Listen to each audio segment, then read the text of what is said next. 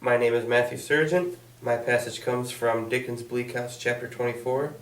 In this passage, the quarrel between Richard and Mr. Jarndyce begins over Richard and Ada's engagement. Esther and Ada join John Jarndyce and Richard in his study to discuss the engagement. This scene is important because it begins the conflict between Richard and Mr. Jarndyce that persists throughout the novel. He arrived post-haste, with the intelligence one evening, and had a long conference with my guardian.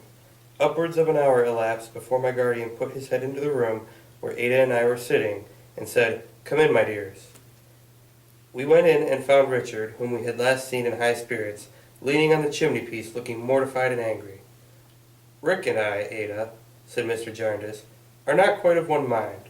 Come, come, Rick, put a brighter face upon it." "You are very hard with me, sir," said Richard. "The harder because you have been so considerate to me in all other respects, and have done me kindnesses that I can never acknowledge. I never could have been set right without you, sir." "Well, well," said Mr. Jarndyce, "I want to set you more right yet. I want to set you more right with yourself." "I hope you will excuse my saying, sir," returned Richard in a fiery way, but yet respectfully, "that I think I am the best judge about myself." "I hope you will excuse my saying, my dear Rick," observed Mr. Jarndyce with sweetest cheerfulness and good humor, "that it's quite natural in you to think so, but I don't think so.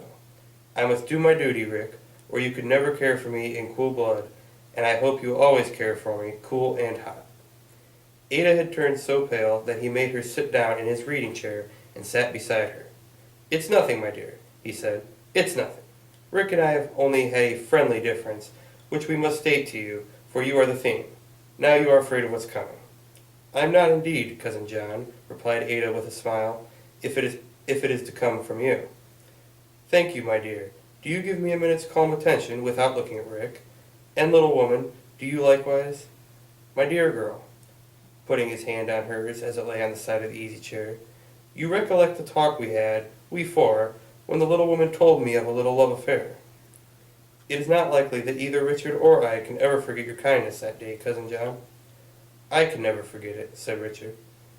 "And I can never forget it," said Ada. "So much the easier what I have to say, and so much the easier for us to agree," returned my guardian, his face irradiated by the gentleness and honor of his heart. "Ada, my bird, you should know that Rick has now chosen his profession for the last time. All that he has of certainty will be expended when he is fully equipped. He has exhausted his resources, and is bound henceforth to the tree he has planted. Quite true that I have exhausted my present resources, and I am quite content to know it. But what I have of certainty, sir," said Richard, "is not all I have." "Rick, Rick," cried my guardian, with a sudden terror in his manner, and in an altered voice, and putting up his hands as if he would have stopped his ears, "for the love of God, don't found a hope of expectation on the family curse.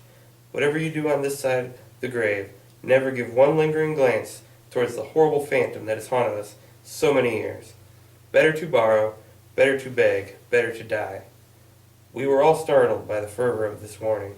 Richard bit his lip and held his breath, and glanced at me as if he felt, and knew that I felt too, how much he needed it. "Ada, my dear," said Mr. Jarndyce, recovering his cheerfulness, "these are strong words of advice, but I live in Bleak House, and have seen a sight here. Enough of that. All Richard had to start him in the race of life is ventured. I recommend to him and you, for his sake and your own, that he should depart from us with the understanding that there is no sort of contract between you. I must go further. I will be plain with you both. You are to confide freely in me, and I will confide freely in you. I ask you wholly to relinquish, for the present, any tie but your relationship."